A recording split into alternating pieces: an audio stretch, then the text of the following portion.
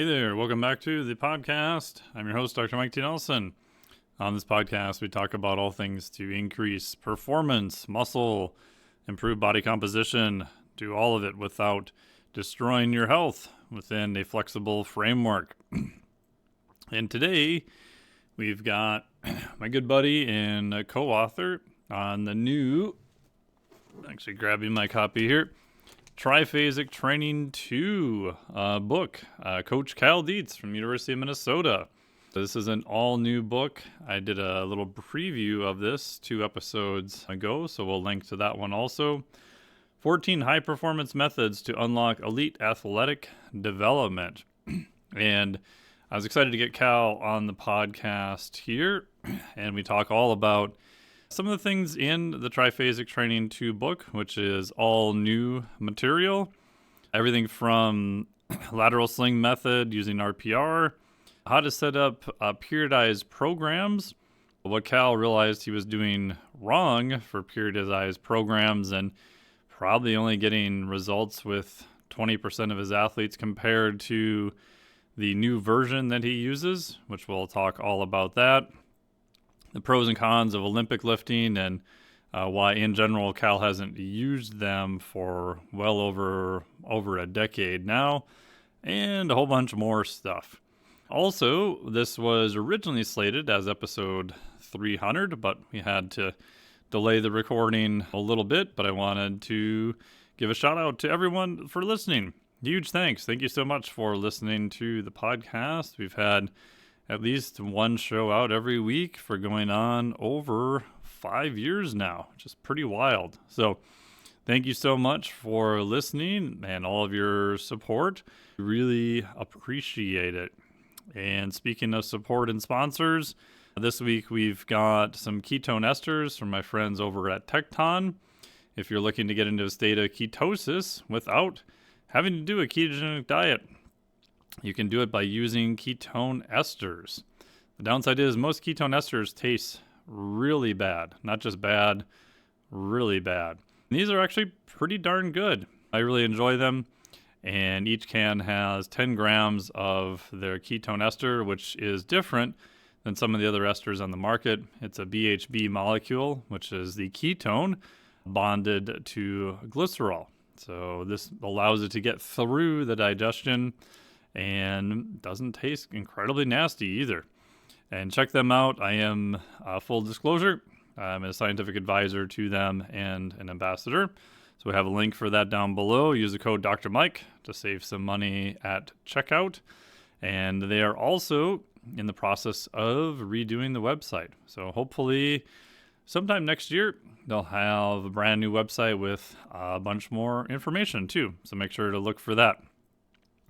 And speaking of other beverages, if you want to add more electrolytes to your water, which I've been doing on a daily basis now for probably coming up on over 3 years or longer, might even be 4 years. My favorite is LMNT or LMNT. I've been using those guys for quite some time now, and the big blinding flash of the obvious I had was, hey, if you're eating mostly whole foods, you're probably not getting enough electrolytes, and you're actually probably not getting enough sodium. And once I started adding more to the diets of myself and different athletes and clients, trainers I work with, everyone reported feeling better, and they actually drank more fluid, which is better all around. So check them out. We got the code down below. It's just MikeTNelsonLMNT.com. That'll automatically send you over to their site. It's MikeTNelsonLMNT.com. And then also, make sure to get the new Triphasic Training 2 book out right now on Amazon. You can go directly to Triphasic2.com. That's TRIF. All right, and I can't even spell Triphasic. This is how warped my brain is. Let me try that again.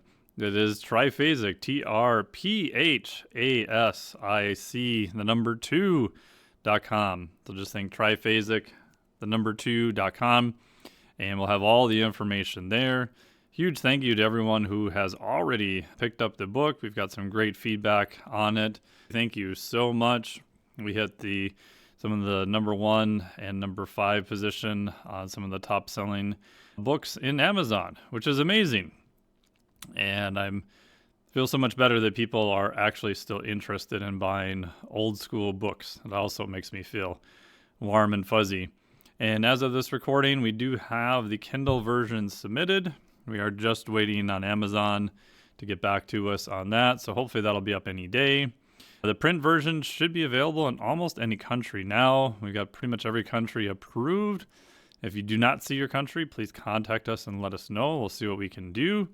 And then we also have an exclusive hardcover coming at some point in the near future also. So big changes there. And we have a bonus item if you still pick it up this month. I'll probably have a different bonus item potentially next month in January also. So go to triphasic2.com. And without further ado, here is the co-author of the book and the creator of the Triphasic Training System, Mr. Cal Dietz. Enjoy.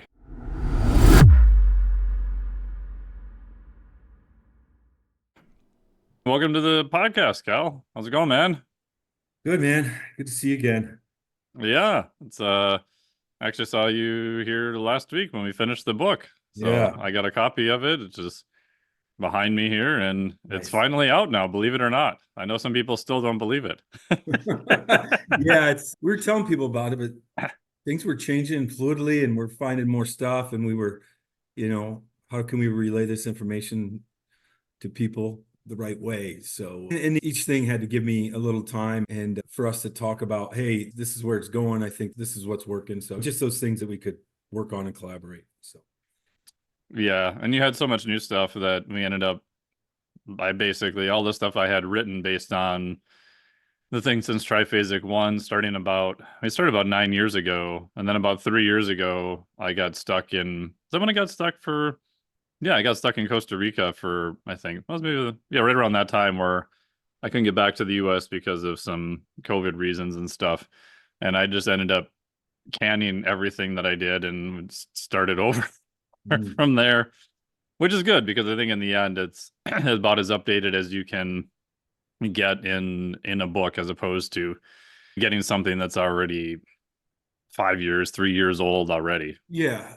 And that was that 5 years ago. Some of this has just been updated from 5 years ago. Some of it. Oh, definitely. And people still don't know about it because they haven't released a lot of it, right? They can come and see it, but I had one person had visited me and then bought the book and was like, okay, the book makes me comprehend everything that was going on.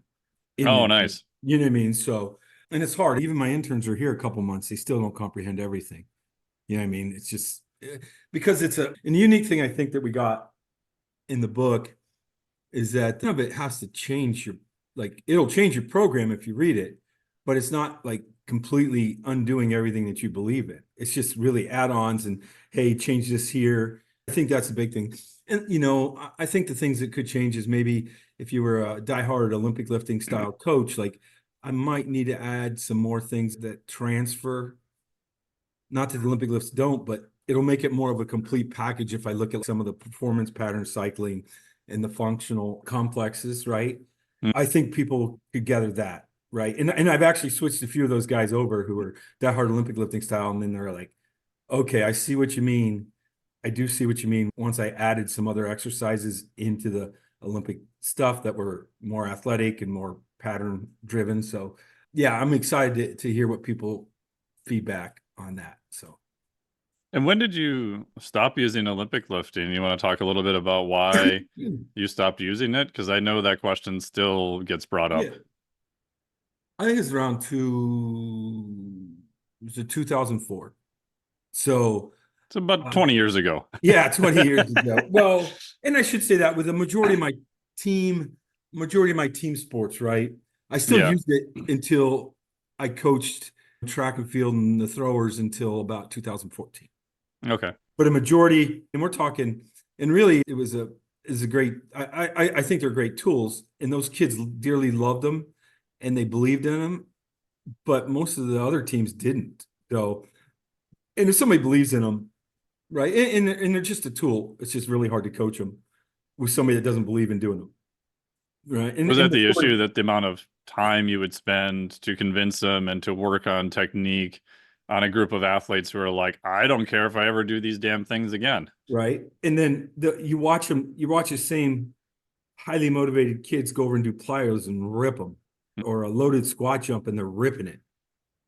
Relentless, right? And I'm going, yeah, I can do. So two things, like I remember, and this just confirmed, and it was probably it's just due to the athletes, but I remember in 204, 203, we were doing them first half of the season with women's ice hockey, and they came back in December or January, or late December, January. And it was like I'd never coached them in my life to do Olympics. Mm. And I felt pretty good when they left, right, in December. So then I'm like, all right, we did it the first day, and I'm like, I'm done. We pulled them. And then we did squat jumps, hex deads, plyos, comboed instead. We won a national title. And I'm not saying that's the reason, but we Yeah. still won. So I You was still like, did good. yeah. It wasn't like you fell to last place. No, we won a national championship. We had some players on that team, right? Like some of the best in the world at the time. You could throw out Natalie Darwitz, you could throw out Chrissy Wendell, right? Like they were too awesome. So, and then I just dropped them with men's hockey. I had a conversation with them. They're like, please. It wasn't even, oh, you sure we're not missing anything? And they're like, please. So, you know what I mean? So I was like, okay. And then, but then you turn around and look at the thrower who could. I've had a few that could clean and jerk that did 440, right? 200 kilos. Damn. So I'm not saying they were bad or good, but they were just tools. And then, so that was really the big drop in them for me, was in 204. And again, it's effort, right? To me, is about effort. I have one more quick story. I have a Colton, a basketball name. I'll call him Colton. That's what his name was. He came to us. He was like 6'11". We tested him on some things. And I think he hit about 185, maybe 200 for three. He was 6'11", right? Out of high school. And then, What lift was that he hit that no, I'm on? sorry, it was the power clean. Power clean. Okay, got it. And Mike, then we go and we start training. And I was like, this is a complete waste of time. So I didn't do it with him because he wanted to do power cleans. So I'll write a program for power cleans. Well, we just started hex deadlifting and plyoing instead.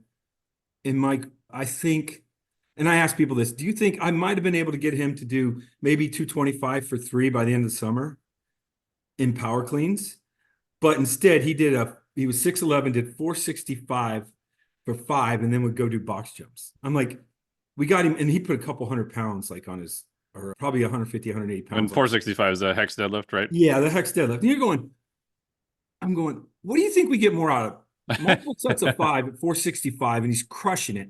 Goes over and does an unbelievable box jump, put 7-8 inches on his vertical with that, instead of doing 3 reps of 220, 225 on power clean. What do you think we're going to get more out of, right? He was so much more explosive than, and so I'm just like, yeah, those are the two stories. I'm like, yeah, it just tells me the whole full story. So Yeah, and I just think of any tall athletes I've ever seen power clean. Even when it looks good, it doesn't look good, if that makes sense. Just trying to get to that position by an arbitrary 45 pounds on the side, and just, damn, that's such a far distance to go in that style of movement too. Again, doesn't mean it's bad, but man, for those tall people, it's like another universe. Well, the hard part is the complexity of the movement, right? And people say, well, I can teach people to do it. So can I. I used to I've watched so many hours of training hall tapes and training methods for Olympic lifters. And like programming and periodization really started with them, right? Oh, sure. Yeah. In the Soviet stuff from the 60s, 70s, and 80s. Ultimately, it's just, I'm sitting here, I go, complexity of movement. Even if I could teach the kid to be great at it, I truly don't think it's a good year and a half to 2 before you can really get some hard training effects from it. Yeah, because you're taking that time and you're missing that time to apply it to something else that has a shorter learning curve. And now you can probably get more adaptations because, in your position, you've only got a couple of years at best. And now it might even be a year or two, depending on kids transferring in, transferring out, all that kind of stuff. Like you have a short time window to get an effect, much less limited by the season and off season and everything else. 100%. And honestly, Mike, on Triphasic training.com, if you go to the tools and the jump squat calculator, right? So people, if they don't know what it is, you can go there and check it out. Basically, what I did was what happened, so basically I created a tool. I ran a bunch of numbers and variables, and we wrote about this. Did we write? No, we didn't write about this in the book, maybe. No, we use the Pro Performance Yeah, Optimizer. we We went talked with about that that instead, tool. which we'll get to next. Yeah, we can get to. But basically, it's I like squat jumps, but I was always going, the thing about Olympic lifts, okay, I knew what they can roughly max, so I'm going off percentages, right? Well, job squat, I'm going, yeah, I don't know the percentage, right? So then I was always this took 2 decades to figure out. I didn't work on it for 2 decades, but the point is I don't know what load's optimal. And it was always in the back of my mind. I thought we did some stuff with track and field, which led me to my conclusion about 4 years ago. So then a guy was online and he says, hey, I figured out the optimal jump squat load. And I'm thinking, oh, and it's individualized. I'm like, whoa, that's just what I'm looking for, right? Yeah. So he says, buy this ebook for $120. I was like, well, he must have something because I'm gonna pay $120. Right? So I paid $120. And basically it was, hey, if you run a 5 flat, hold 25s. If you run a 4-7, hold 30s. And if you run under a 4-7, I'm sorry, if you run under a 4-7, hold 30. I was so livid, man. So for the next 2 months, we ran test and loading models on the jump squat. In our programs, I changed my program to run these tests and collect all the data I could. Grab that, and I had old numbers, everything, and I ran a few thousand numbers when I say that. And because I actually had old numbers, it was crazy. Because I've kept every number I've ever collected on people, right? So there's millions of sheets of data or millions of lines of data. So, and then I figured out, and we ran, and then what we did is we ran some key numbers, and we took my interns through loading models, and I said, I think this could be right. I was a little bit off on each one of those zones. So then I'm like, hey, if I'm trying to get max strength and I still want to do a jump squat, what load should I have? So I actually figured out shifts from the load you should use from strength. If I'm in a power phase, what squat jump loads I should use for power. And if I'm training speed. So let's say you're 200 pounds, you're a pretty strong kid. When you're doing speed, you're going to hold like 40 to 20 pound dumbbells. Okay. So 80 to 40 pounds total. And if power, you're going to jump a little higher, or we're going to go a little higher. So you hold 45s to like 60s total. Right. So and then what I did was we measured the amount of power people were reducing. And then when power dropped off, and they were jumping higher, that was more speed. You know what I mean? So that was finding that tool. So that's how we load our kids. We use that tool, run the kids' number in there, record it. Hey, here's their zones. We're in strength. We know this kid is on a sheet. He goes, hey, he has this loading squat jump today. So, and that was the thing. I was like, I spent years trying to figure out what was the best jump squat loading model until somebody I felt took me for $120. That kind of motivated us. Right? Yeah, I feel it's a pretty good model. We get some really good. It just makes more sense when you see people doing strength and they're jumping with a heavier load and doing speed, and you're like, okay, this kind of worked out. Yeah, I think one of the things that, for me, looking at all of it is, if you ever looked at something at the end and you're like, that's almost too simple. There's no way that can work. And what I'm thinking of is the 2-week phases for strength, power, and speed. Yeah. And so we simplified a lot of stuff into that.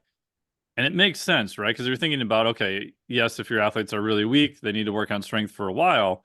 But at some point, we know that all three of those have this interesting interplay with each other. Like, you can't just work on speed and all of a sudden get faster for infinity. Like, you can't just work on power, because at some point you need to get stronger. Right. But then when you get stronger, your power drops off a little bit. So now you got to go back and work on power and then work on speed. So you want to talk a little bit about just that alternating 2-week model, and then how you figured out using sprint times to auto-regulate that. Yeah. Which I think is like the evolution of kind of what you're Sure. talking about here. Well, with Mike, I knew, and gosh, was it Mel Siff that talked a little bit about years ago that periodization was flawed? And when I read that, I was like, what's he Yeah, I talking believe about? like late, correct me if I'm wrong, but I think later in his career he had a bunch of stuff where he hated periodization. And then there was a whole Yeah. kind of uproar in some of the literature if you look at it, and then other people from the other side said no, it's not. And I don't know, I think a lot of it Well, depends on what is your definition of periodization too. yeah, right. But you're sitting here going, okay, periodization is way different than individualization, let's say, right? Yeah. So, but ultimately, when Mel made those statements and he gave me a few examples, and I was like, you know what? Periodization works. I'm not saying it doesn't. And I don't think he was saying it didn't work either. But No, there's I just got think he was saying as it was done at that time, it was broken. That was my it interpretation. wasn't optimal. There's just no Right. way, right? We knew that. And Mike, you and I have had that conversation many times about, Yeah. hey, I did this, which is completely against the norm for this particular person. And the results I got was profound. Well, you were able to identify that, right? So you knew that Hmm. doing a general periodization program. I'm going, yeah. But here's the deal. I knew it was flawed, Mike. I didn't have the answer though, right? What's the ultimate answer? Yeah. So if this doesn't work, then well, okay, well, what do you do? Well, I couldn't say it didn't work because I won a lot with it, but it wasn't optimal. And I knew it, Yeah. right? You didn't get So the greatest result you could have gotten. yes, of course, right? So, because if I take a kid, like, and I'll use this simple, I typically would go triphasic, which is basically a strength phase, right? Eccentric isos, heavy concentric. There's 6 weeks, get a download. And then we go into the power phase, which was like 75, 78% to 55 in my world. And then eventually, let's say I get to the speed loading model that I switched over to about 12 years ago, maybe, or 12. Then, so we're doing light loads. So we go from heavy squat, eventually 10 weeks later, we're doing speed or squat jumps, right, with 25% on the back. And I'm like, well, here's the biggest question. What if that athlete walked in and that's exactly what they needed? Yeah. So I didn't waste 10 weeks because we made his tendons and bones more dense and especially with the females, right? But I'm going because here's what I saw, Mike. My veterans didn't get much more out of the strength phase. Got better, didn't get much more out of the power. But holy buckets, when we were in the speed phase, did I see something? There was magic that happened. I'm like, well, I'm going, if they got better in the speed phase, maybe that's what they needed when they walked in 12 weeks ago. Yeah. So I felt like I was a idiot in training, per se, right? I was an idiot in training at this point. I'm 16 years or probably 15 deep, maybe 12, but you're going, how did I miss this? It was right in front of me the whole time. So then I had to figure out a way, Mike, to say, when you walk in, I'm going to test you and know if you need strength, speed, or power. So basically during COVID, I went through and I had years of testing of numbers of track kids. I had 10 flies from them when they ran them. And I don't even think our track coaches knew, but when I do a test and they have the 10 fly numbers, I would be like, I just write that in. So Mike, I had power cleans, everything. We would test a lot and I was just having fun, right? That's my fun day, really, is to see. And then with the testing that we did, Mike, I was able to correlate, hey, I remember this kid, here was his body weight, here's how strong they were. And then I looked at the 10s and the 20s. So what transpired, I ran a ton of numbers and on thousands of lines of data on my athletes. And then I was like, I'm going to say, and I ran some results and then I'm going, okay, this looks like here's the cutoff that if you need strength or power is right here based upon your times. And then, so I ran those numbers and I was like, man, this makes a lot of sense. And it's telling me, hey, and I remember all these kids, right? This baseball kid, 600-pound back squat, pretty impressive at 210 and with no gear. And you're going, and this is an Olympic style, but he needed more speed because that's what his numbers show. I was like, yeah, that makes sense. I remember him. So my recall on all the athletes, and I had their names, was like, okay, this made a lot of sense. So then I went and took a bunch of NFL combine numbers and I got the same results. And essentially, what happened was if my formulas told me they needed more strength, I'd look at their 225 test and they had bad numbers.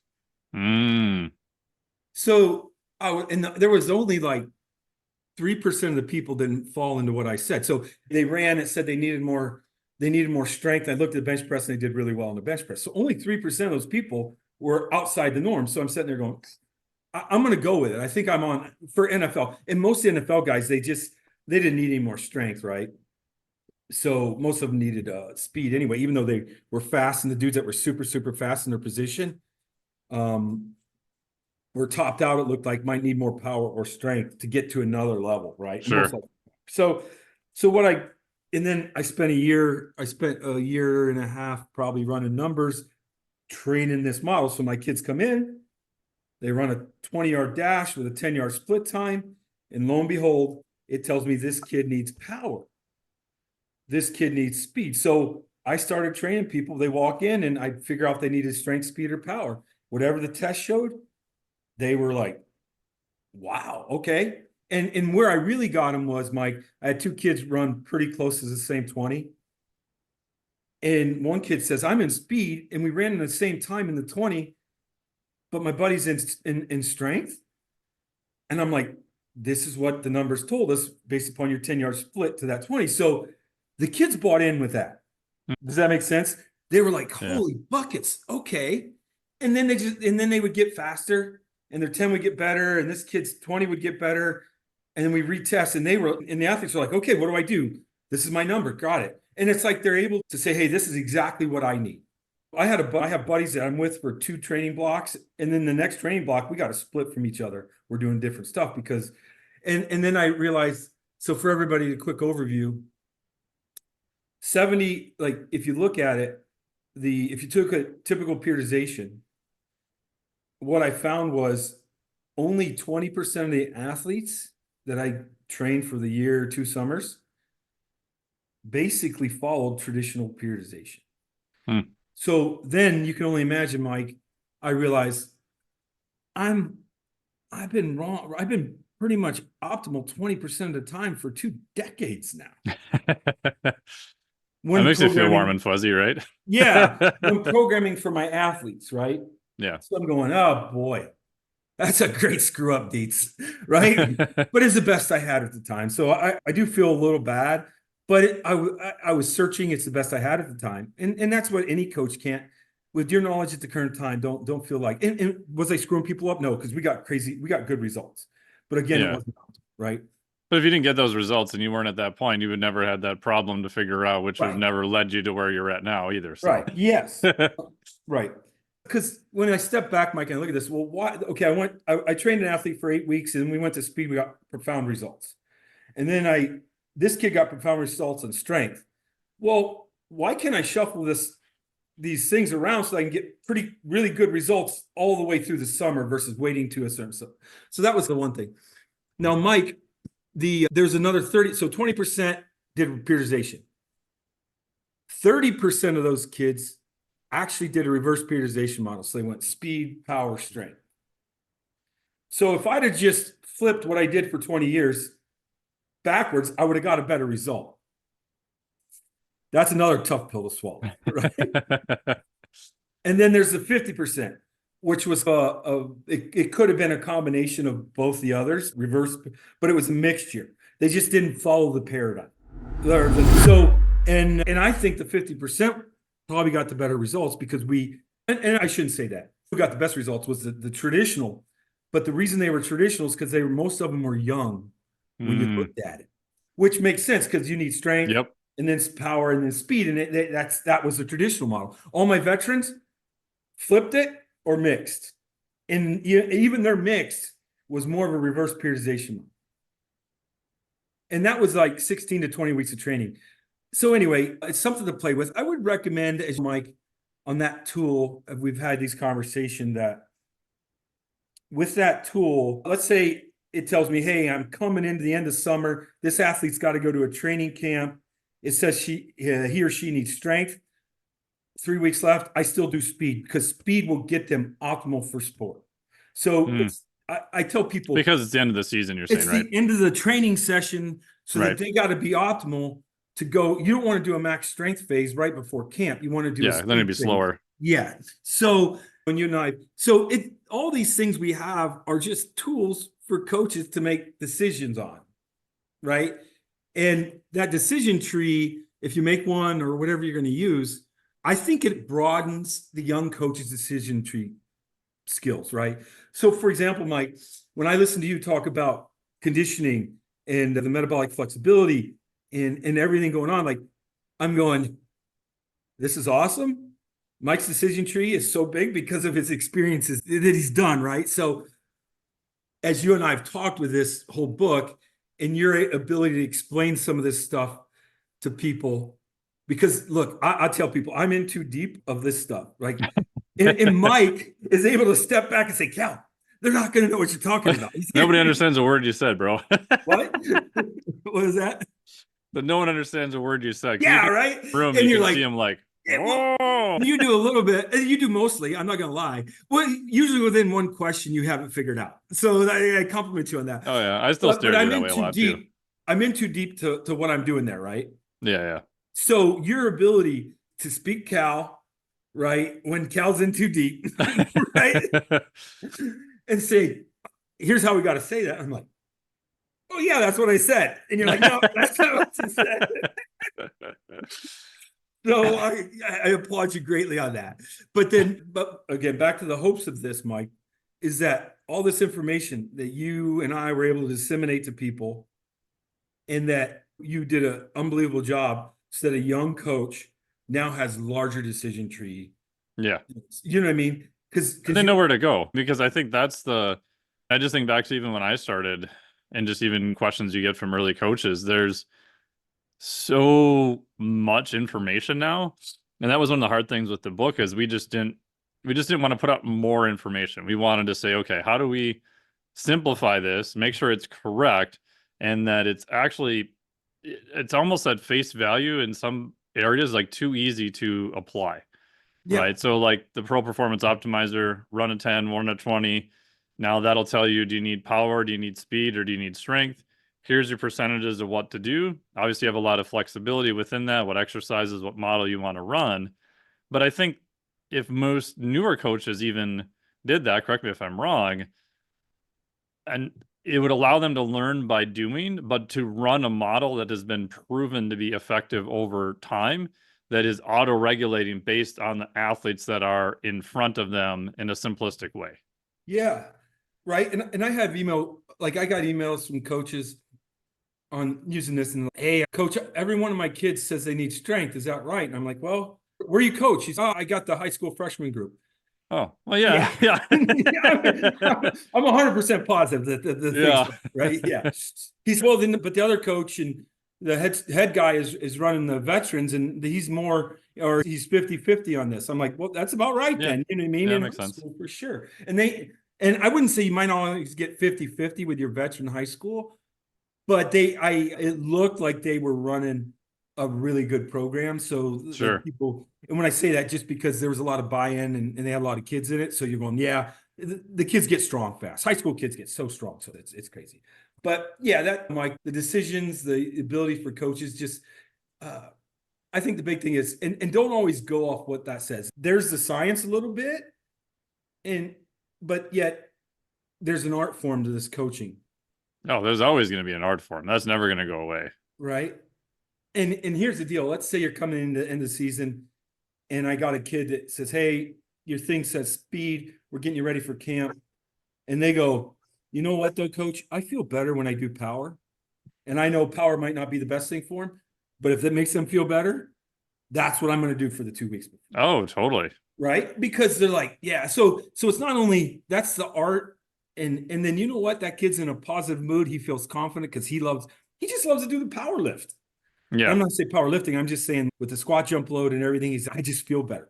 Well, that's what we're going to do because you need to feel good, baby. Right. Yeah. I think if it's similar, like heart rate variability, I know you've used that and Omega Wave and a bunch of other stuff. It's one of the criticisms I get from people is, oh, so now you're just outsourcing all of your coaching and all of your things to this device. And I'm like, No, I'm using a device to give me information, especially in an online environment where I don't get to see athletes every day walk in, to say, hey, what is the status of their nervous system? What are they looking at? And then we get to decide what we want to do with it. I've had athletes that are red tell them to go to the gym and max out on rare occasions. So it's not like I think it's absolving you of a coach of all your decisions. It's hopefully giving you better information to allow you to use your experience to make a better decision for that person who's in front of you at that time. 100%. And that's, to me, that's so exciting because that's coaching. So I can give them a good tool. But as you and I talk, like, it's not only, hey, this is what I made a decision on, but then if they're doing HRV, then I can look at how they responded to our decision. Yep. Yeah. What happened? Was I right? Was I wrong? Yeah. Ooh, oops, I roasted that person. Oop, well, let's pull back now before the wheels fall off. Well, which can be good, which can be fine if you roast them on a Friday. Yeah, on a Friday, you're probably fine. Yeah, because you got the whole weekend to recover. Yep. You know what I mean? So, and there's times where I've roasted kids, and I told them, look, we're gonna put you through a phase that's ugly, right? Yeah. The heavy eccentrics, super maximal loading. And I said, you're gonna be 2 weeks of bad. Well, he went 2 days in, he turned south. But then by the next week, 7 days later, the last 2 days, his HRV were unbelievable. So he'd adapted to the heavy Superman. I'm like, okay. And this kid said, Coach, I don't know what you talk about. I feel great. And I'm like, okay. Yeah. He said, last week, Monday, I didn't feel this. The second Monday, I didn't feel that great, but I feel great now. And I'm pretty sure his hormone levels skyrocketed. I know they did, right? I don't have a test on that one, but there was no question talking to the kid. So do you find those more resilient athletes, like they have a shorter bout of showing more stress with the same load? Like I've seen some people where their HRV goes south, goes bad, and then all of a sudden it starts getting better, even though the load was almost linearly going up. And other athletes have it was like a bunch of lemmings off a cliff. Like they were beyond bad, and I ended up pulling the plug. But again, I would not have known that without having that measurement, and in that phase of a distress session being like, okay, we're actually going to try to put a fair amount of stress on you and see how far we can go. Yeah. Well, right. Because as a young coach, you might be going, hey, this worked for 3 other people. Why isn't it working for this person? Oh, I don't know that. You don't know that answer. We don't know that answer. But you have to make a decision now and say, this isn't working, right? Yeah. You can't shove that person into that round hole per se if they're a square peg. And you can always too, Mike, you could probably have stories after stories on this one, but if someone literally hates a training model, let's say it's super maximal loading eccentrically, they're going south when you're doing it. Because if you don't like or believe or just literally hate the thing you're doing, it's even more stress on you when you do it. So I think those are all the things that over years of testing people we figure out. So yeah, and that's one of the things I look at when I ask an athlete, hey, what did you like in this block? What did you dislike?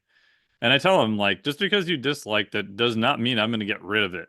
Right. But in my head, I'm going to go, okay, if you dislike these top 3 things and they're all trying to get at this type of adaptation, I'm probably going to try to modify them, or I'm going to try to tweak things around a little bit as best I can so that you don't hate it as much. And sometimes you just have to shorten the time, maybe only do this for a week or 2 or whatever. But I think the psychological aspect of it, the longer I've been doing stuff, I find is sometimes even more than the physiologic. And it's so variable from one person to the next too. Oh, yeah. Yeah. It would be great to be able to quantify the mind, right? Yeah. Even just like when you ask athletes, like even in emails I get, like when they had like something that was red, you'll see, oh, I definitely can't do anything today. It's, oh, well, how do you feel? Do you still feel okay? Do you not feel okay? Do we have other markers to look at?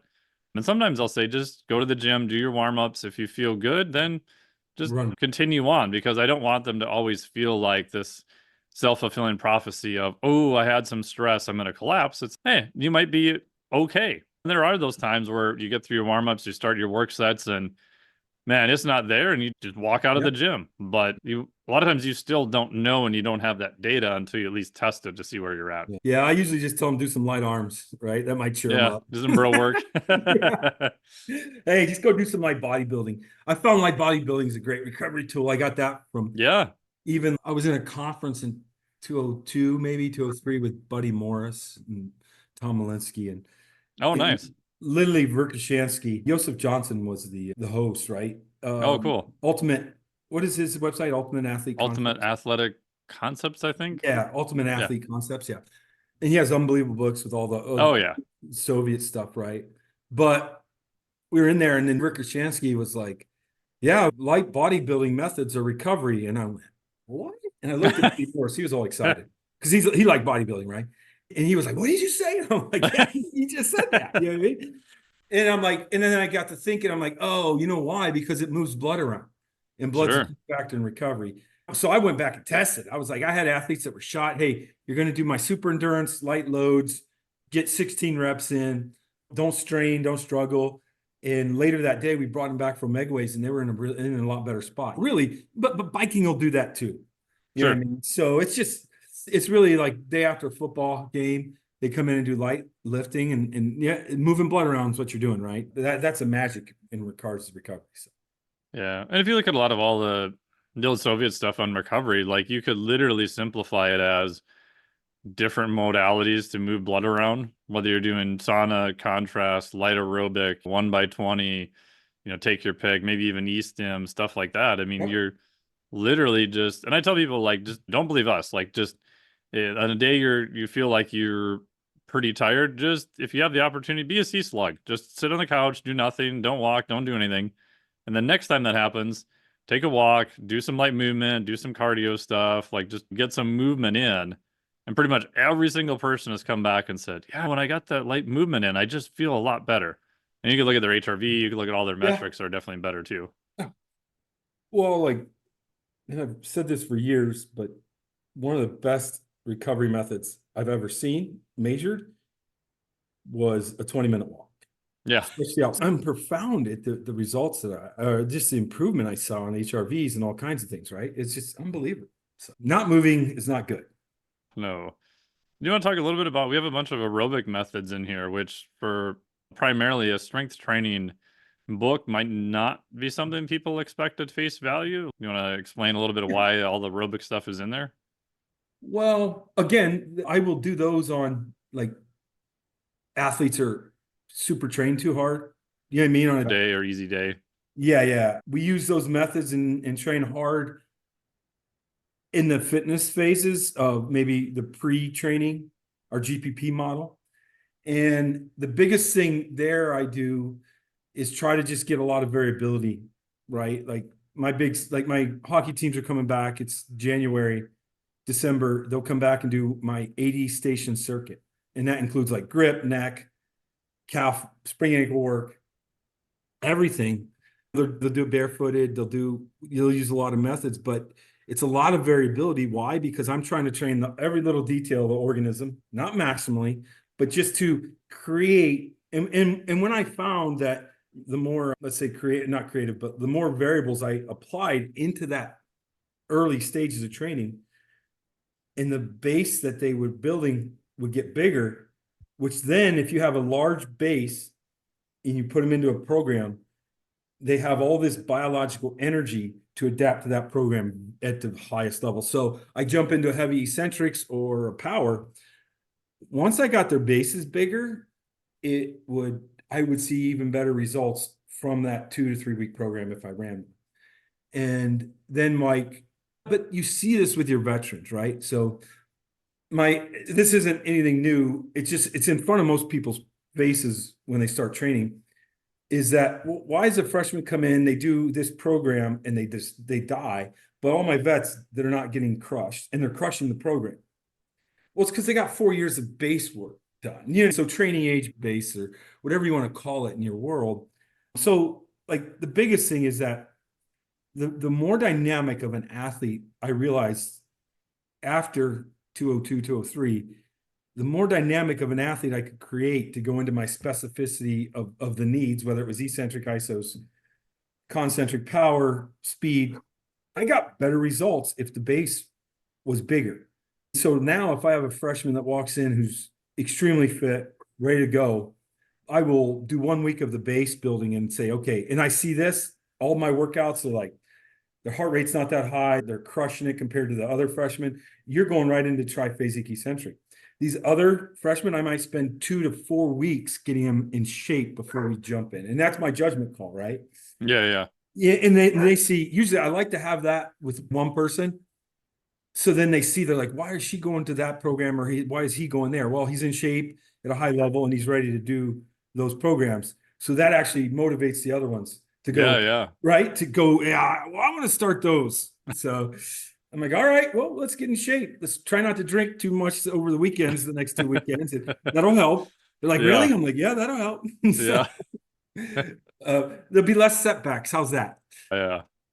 But in mine are just guidelines. Let's say the metabolic injury prevention running. Like if you just jog straight ahead, like we talk about in the book, in the heart rates are 110, 120. That was the pace I set. But then you set the same pace and you karaoke, and then you backwards run and you just trade them out. Your heart rate went to 160s. And I was like, so I can train them at a low intensity, but doing a non-normal pattern per se of just jogging forward by just doing the same speed, but doing karaoke backwards, shuffles, whatever, the heart rate goes that far. That's what I'm going to do. And that's how we'll train people. Like, well, what do you do for ankle stability? Well, my whole GPP base is we'll run and we'll do metabolic injury prevention running. We're running sideways and barefoot.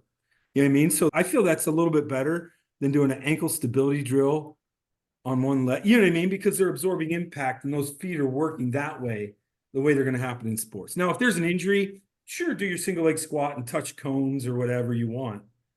But that's not the speed, and that's not anything near. I think that's for injury versus sports training. And we should probably write that down. But let's talk about how at some point, Mike, rehab is considered training, and it's not Oh, really yeah. training, right? And it should just be labeled rehab because, and it's okay. There's athletes that I have to do that stuff with because they need rehab from an injury. But when we're training, we don't do that. I feel it's like a waste of time because Yeah. in the magic is there's not enough stress. Yeah. Your stress level is too low to get the adaptation you need for that particular sport. Right. Because if you think that single leg RDL, bending over, touching cones coming up is good for that ankle, but they need to run at 8 meters per second, stop on that ankle and change directions. That's a whole different, they're not even in the same world.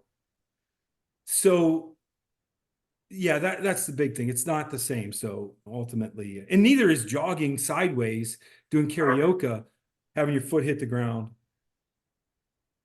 is the same as running at max speed and change direction, right? It's not. But that jogging sideways is much closer to what we're going to do in sports. So again, I think a lot of coaches mistake rehab for training. You know what I mean? I feel like a lot of the rehab stuff, they did a good job on the proprioception and maybe the nervous system re-education. And I get that it Yes. has to be scaled. But I feel like in general, they forgot that you have to get all the structures back up to handling high levels of force, right? It's the same conversation I've had with our buddy Sean Mishka, who you're like, okay, so I get it. If you're working with, say, elite NFL players in the NFL, you probably have to load them relatively heavy at some point because these massive human beings are running full speed into another human being that's trying to knock them over or take them out. Like you need a high level of controlled stress to get the adaptation to just survive a season, much less be better. And I get it. Like you can't risk injuring them, but you can't risk then just putting them on Bosu balls all day to train either, because that's in essence creating an injury risk for someone who is already at that high level. Exactly. Those people get in car accidents every place. Oh, you just watch, even just watch. It's one thing to see it on TV. It's another thing to see it in person. And it's unbelievable how fast those people move. It just blows my mind every time. I know. A linebacker coming downhill to fill a gap, and whether he hits a lineman that's 300 pounds or he hits a running back at 210, 205, you're going, we're not talking a 210 normal person. We're talking a 210 professional athlete that brings it. Right? So, magic there is I think you have to prepare them for that, right? And as close as you can without doing it, because their Right, careers but you are can't go short. too far because you start injuring people, then Yeah, you're out of a job, which I understand. That makes sense, right? You can 100%. get injured in a controlled environment. That's what the field of play is, less controlled. Right. So it's just I don't know.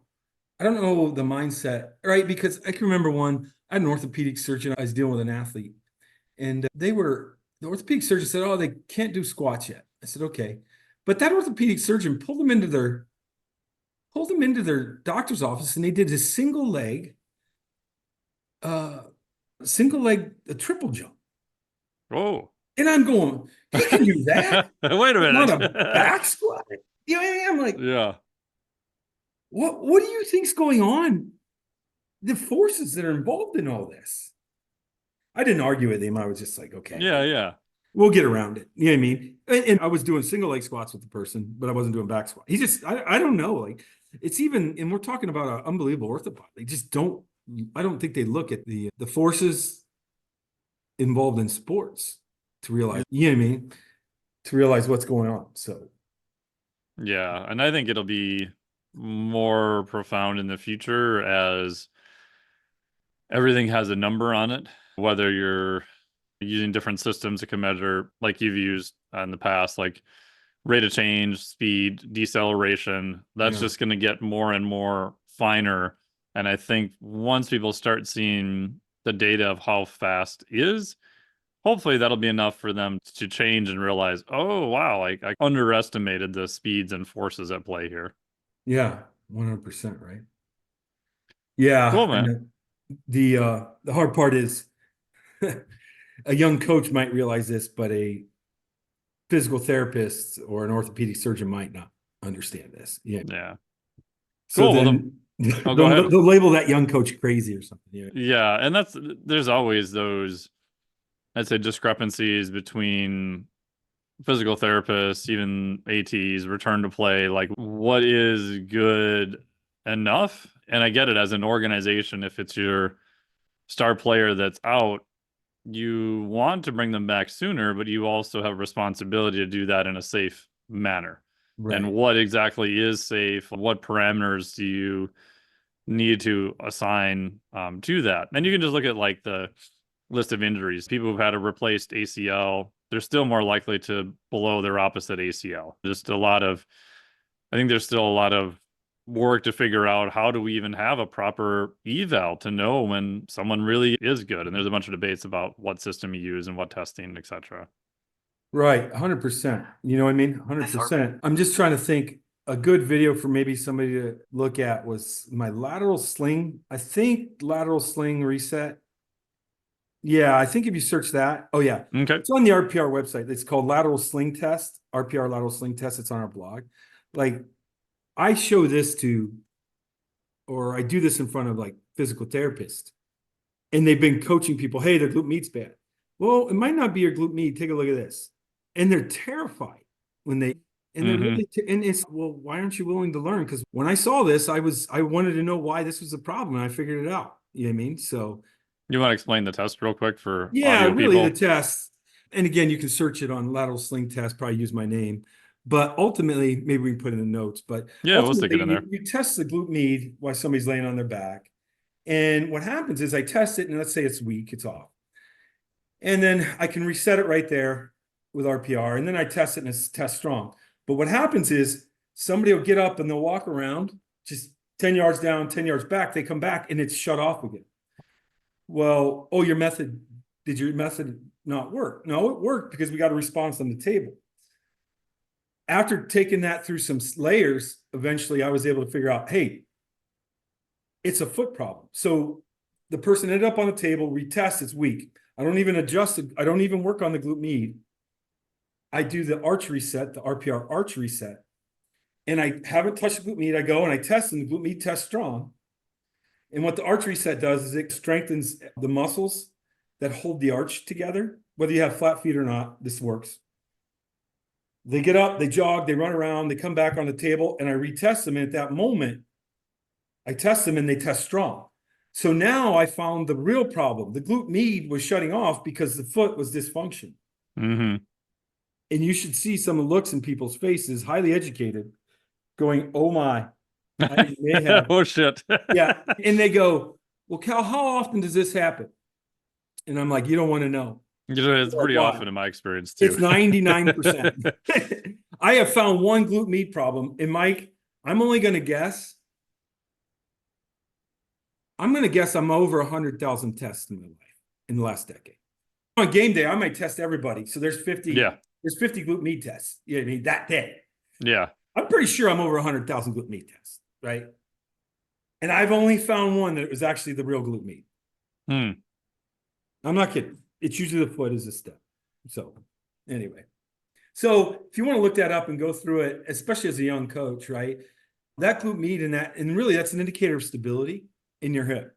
So if somebody can't play low, they don't get low, they don't do their agility drills well, their glute med's probably off, but really it's a foot problem. And why is that? The brain's going to go, look, I'm unstable in the foot. I am going to use my big muscles to try to stabilize because really my little muscles can't handle it. Yeah. I think that's what's going on, right? Maybe you could give us a better. Yeah. The fancy word would be you also have an arthrokinetic reflex, meaning that the joint just, it's like putting a lot of power through a Yugo, right? Your brain is going to say, hey, this little joint, all this stuff is unstable, like you said. We can't crank up the power because we're going to injure ourselves, and that's going to be bad. So we would rather turn things off and not risk running that much power through something. But then now you have to deal with, you've got poor performance and people can't get into positions and etc. Yeah, it's so they have a major foot problem, and I don't know why so many people's feet are weak, right? I have a lot of people are. Well, I have two. I think we can both agree on, and we've talked about this. Obviously, our society creates weak feet with the shoes we wear, everything, Yep. right? And then the other one is I do think that people are making hips and knees, quads and hamstrings so strong that I'm not so sure they were supposed to get that strong in nature. So then it's the foot not right. And then we wear shoes. So I think we're doing a really good job getting the other joints strong in the lower body, but the foot is often left out, and it's just maybe doesn't catch up as fast. Yeah, I would agree with that. I think of how many coaches are looking at knee programs and hip programs and all this stuff, and for good reason. I understand why. But you start talking about the foot and the ankle, and the solution is just tape them. I'm like, oh. Yeah. Well, right. Like, Mike, I have an athlete that was getting taped, and I said, okay, let's just test this. I need to know. I didn't really know. Yeah. Tested him. All the muscles were on. Go get taped in the training room, come back up, walked around, walked from the training room to the weight room, got on the table, and the glute med shut off the tape side. Why did it make the foot weak? I'm not so sure, but the feedback the brain didn't like. Yeah, I just say just do a simple test, and I get it. This is not saying if you have an injury or things like that, or you're trying to protect soft tissue or whatever. Yeah, I understand those cases, but my argument as doing that as a preventive thing, I'm like, okay, have the athlete walk, just watch their gait pattern, watch what's going on in their hips, watch their movement. Cool, tape their ankles. Now have them do that same thing again. Not even move at athletic speed, just walk. I have yet to find someone that moves better. I have yet. And I'm like, so what did you just do? So you're sacrificing their movement quality to protect maybe a single joint, but what other risks did you put them at? And then they get mad at me and leave. Yeah, and then they get mad. Yeah, I know. People get mad at me too. Or I'm like, you can do whatever you want. I'm not the person doing the taping. I'm just saying there's something to think about. And I know it's an organizational thing. A lot of times you just have to do what you have to do, and you didn't make the decision. I understand all of that, but yeah. I agree, Mike. Yeah. And I'm very cautious how I word things now, but it just. There's also why I don't work in those organizations, so I can say whatever I want. Right. In my organizations, my people I work with are pretty phenomenal, just because We've worked through things, and as long as they're willing to learn, we can all learn together. They Oh, talk. totally. Yeah. So that's a big thing, having an open mind about all this stuff to question. And how I come up with stuff, I question everything I do too. So not just everybody else's stuff, but mine. More mine than anything. So, I Yeah. think that's And right. it's usually those time points where you see something that doesn't agree with what you're told as we wrap up here. I still remember seeing Aaron Davis stick someone on a rower, God, probably 7 or 8 years ago now, do a 30-second Wingate with a Moxie on his quad and watch the O2 level in his quad desaturate to 15%. And I'm like, that's not supposed to be aerobic. Like, what? This is supposed to be an anaerobic. What the hell's that? Messed me up for 5 years because I had to figure out, okay, either this device is bullshit, which I found out it wasn't, or okay, what I really learned wasn't as simplistic as what I was taught. Oh, shit. Exactly. And that was like a basic concept of exercise physiology. Right? Terrifying. Yeah. I At the know. time, it sucks because you're like, okay, that device is a piece of shit. That thing, there's no way. That was my first response. Right? It's all wrong. It's got to be wrong. Oh, Yeah, I think those aha movements are magical if you use them in the right way, right? yeah. Some people like compartmentalize and box them in, and they say, "I'm done. I can't go there." Right? My professor, who learned physiology in the '57 or in the '50s, is more right than what we got now. So, Sometimes, yes, yeah, unfortunately. yeah, they are right. Yeah. But anyway, well, all right, Cool, buddy. man. Yeah, want to tell us more? The book is out now. It's on Amazon, and we got a Kindle version coming Yep, soon. we do. So that should be done pretty soon. And then we should have a hard copy too, as as Hardcover. yeah, I'm sorry, hardcover. So hard copy, but yeah, so we're excited. We get a lot of emails, Mike and I, about questions, and Mike and I'll appropriately field the right question, right? So the simple ones I do, the complex ones Mike will do. So. Yeah. Most of the ones I'm like, I don't know what this guy said. Here, Cal, figure it out. Yeah, especially some of the like the one parts on the when you read about our goat drill, right? When you went into the science, I think there should be a lot of like functional optometrists, or they would understand it, but it's not that hard. It's just like a lot of people, even in physical therapy, should read that section. You know what I mean? That was a really good job. Yeah, thank you. I just wanted to, it's going back to like first principles, right? So, okay, if you understand this drill, what makes this drill the thing? Yeah. And I think if people were, this is for me, if I was educated just in those basic areas much earlier, oh man, the amount of stuff I would have had to not unlearn would have saved Yes. me the countless amounts of hours. So that was the reason for it. It's directly related, but if you go back to the first principles, then you could iterate your way through it much faster instead of having to unlearn a whole bunch of stuff like I had to. It's all right. It's part of your process. That's what makes you. Oh, it's never ending, but that's a good part though. On the other side, you always learn new stuff and you end up at a higher level. Just like training. Sometimes you have to go backwards to go forwards a little bit. It's not constant forward linear motion all the time. So Yeah. Awesome. cool, All man. right. Well, thank you so much for all your time. Really Yeah. appreciate it. And we will talk to you again soon for sure. All right, buddy. I'll talk to you soon.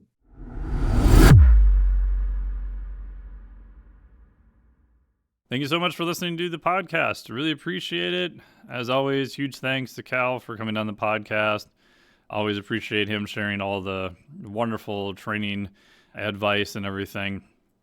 And as we stated in the podcast, our goal was a little bit different from the Triphasic 1 book. The goal this time was, since Cal had so many different new methods, was to take these methods and to write them in a way that's a little bit more easy to understand, especially once you have the basic of the triphasic principles down already, and then allow you to drop them into almost any program. So you can tweak your own programs by just taking one of the methods and dropping it in directly. Of course, we still have everything from the warm-ups through the training methods, through even a lot on the aerobic system here also.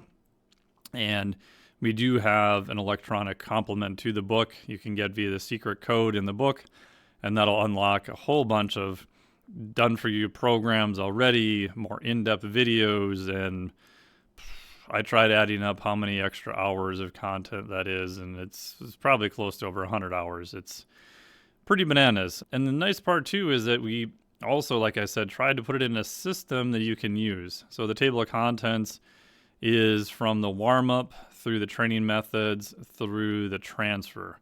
So we use the turn on, train, and then transfer. So the 3 T's, a la Triphasic again. So I had fun with that. So check out the book. Thank you so much for everyone who has already picked it up. Go to triphasic2.com.